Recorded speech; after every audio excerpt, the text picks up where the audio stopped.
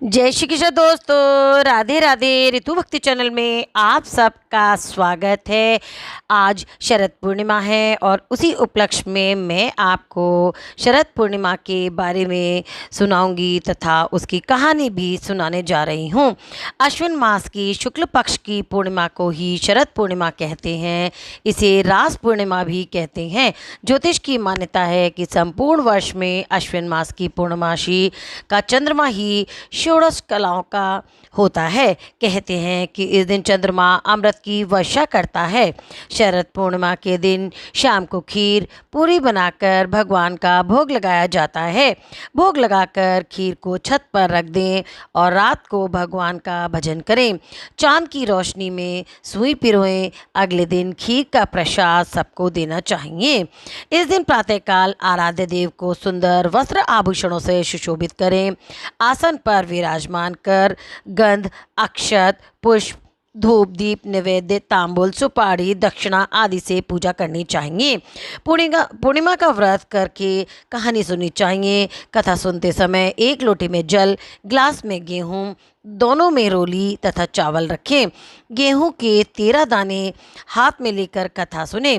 फिर गेहूं के ग्लास पर हाथ फेर कर मिश्राणी के पांव स्पर्श करके ग्लास उसे दे दें।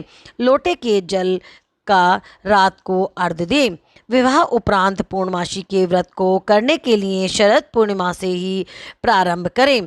कार्तिक का व्रत भी शरद पूर्णिमा से ही आरंभ करना चाहिए। अब मैं आपको पूर्णमासी की कथा सुनाने जा रही हूँ। एक साहूकार की 2 पुत्रियाँ थीं। दोनों पुत्रियाँ पूर्णिमा का व्रत रखती थीं, परंतु बड़ी पुत्री पूर्णिमा का पूरा व्रत करती थी और छोटी पुत्री अधूरा व्रत करती थी। परिणाम स्वरूप ये हुआ कि छोटी पुत्री की कोई संतान पैदा नहीं हुई और जब होती भी थी तो वे होते ही मर जाती थी। उसने पंडितों से इसका कारण पूछा तो उन्होंने उसे बताया कि तुम पूर्णमासी का अधूरा व्रत करती हो, जिसके कारण तुम्हारी संतान पैदा होते ही मर जाती है। पूर्णिमा का व्रत पूरा विधिपूर्वक करने से ही तुम्हारी संतान जीवित रह सकती है। उसने पंडितों की सलाह पर पूर्णमासी का पूरा व्रत विधि पूर्वक किया। उसके लड़का हुआ, परंतु शीघ्र ही मर गया। उसने लड़के को पीढ़े पर लिटाकर ऊपर से कपड़ा ढक दिया। फिर बड़ी बहन को बुलाकर लाई और बैठने के लिए वही दे दिया।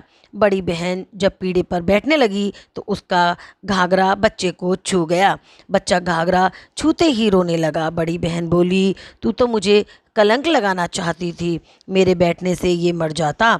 तब छोटी बहन बोली, ये तो पहले ही मरा हुआ था, तेरे ही भाग्य से ये जीवित हो उठा है, तेरे पुण्य से ही ये जीवित हुआ है। उसके बाद नगर में उसने पूर्णमासी का पूरा व्रत करने का ढिंढोरा पिटवा दिया और इस प्रकार सभी लोग शरद पूर्णिमा का व्रत बड़ी ही विधि विधान के साथ करने लगे और उन सब की भगवान मनोकामना पूर्ण करने लगे। तो बोलो कृष्ण भगवान की जय। ओम नमो नारायण भगवते वासुदेवाय नमः।